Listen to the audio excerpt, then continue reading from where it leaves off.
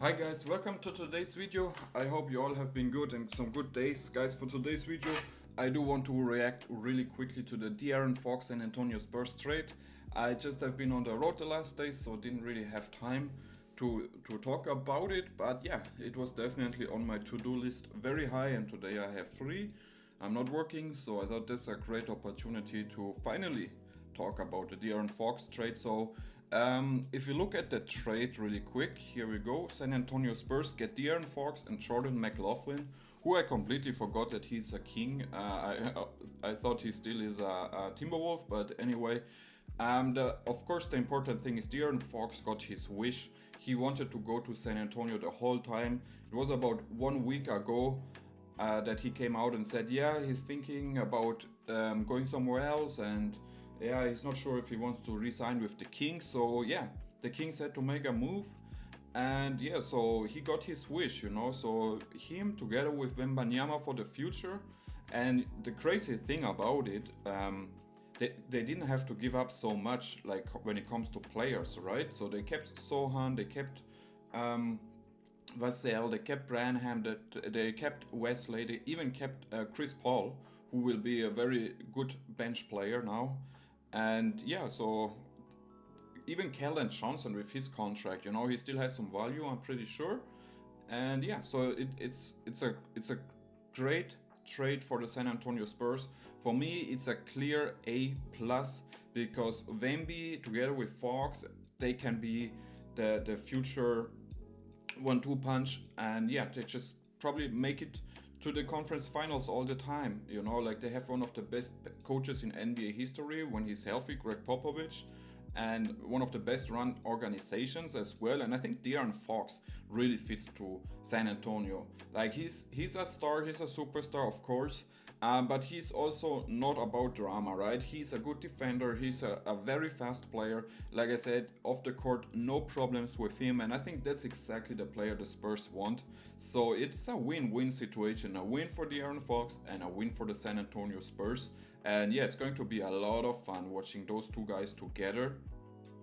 And yeah, De'Aaron Fox, man, he was supposed to be king for life. But after this week, we all know that it's not given that you can just stay with one franchise after, especially the Luka Doncic trade, right? So yeah, I don't know, man. They traded away Halliburton to go all in with De'Aaron Fox and Domas Sabonis, and yeah, it kind of turns out that it was not good enough. You know, now they're kind of going into a rebuild mode, I guess, and so that's how it is. So the Spurs A plus, the Sacramento Kings, they get Zach LaVine, a player they wanted years ago. I remember they were like, was it when he was still a Timberwolf, right? When they sent him an contract, and it was going on and on and on, and then he ended up not going there. So yeah, I mean, offensively wise, I'm sure, or I can get behind that Zach LaVine is a better player at the moment than De'Aaron Fox. But he's on a huge contract, 2 years to go.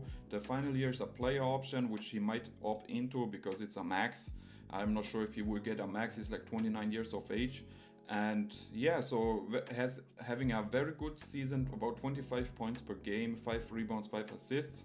And yeah, besides last year, that's just a typical Zach LaVine season, right? So a very good player, of course. But it's going to be interesting who's running the point. Is it going to be Zach LaVine or Malik Monk? I have no idea. We will see about that.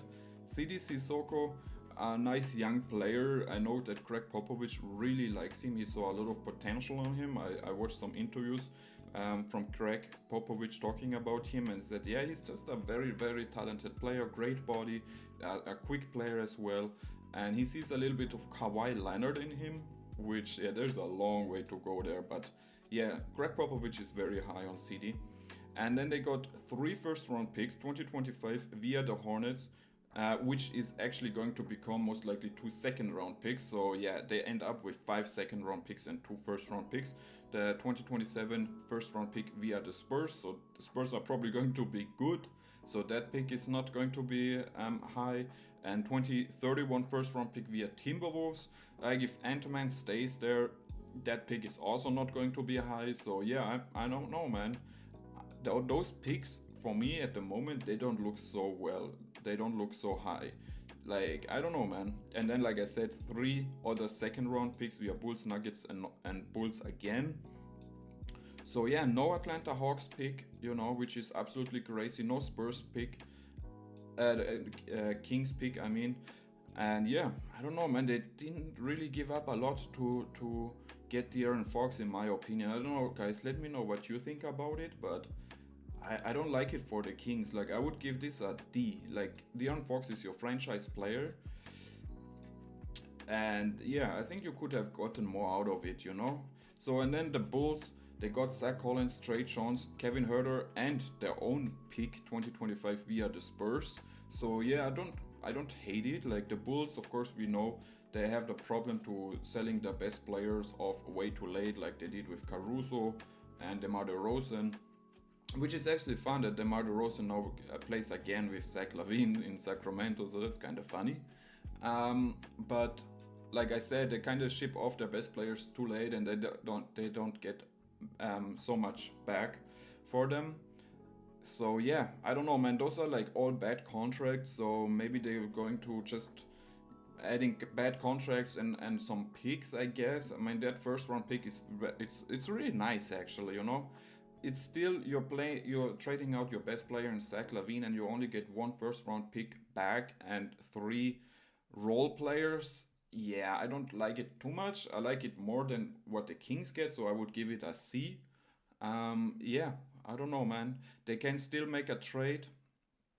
The Spurs, of course, they didn't have to give up a lot of players, and they can really build a big three there in San Antonio. So yeah, I don't think the Spurs are done yet. They're probably going to make another trade. Yeah. So let me know what you guys think about this trade, and yeah, let me know in the comment section, guys, and leave a like if you enjoy my video. Would really appreciate it, and I love you guys, and I see you at the next one. Peace.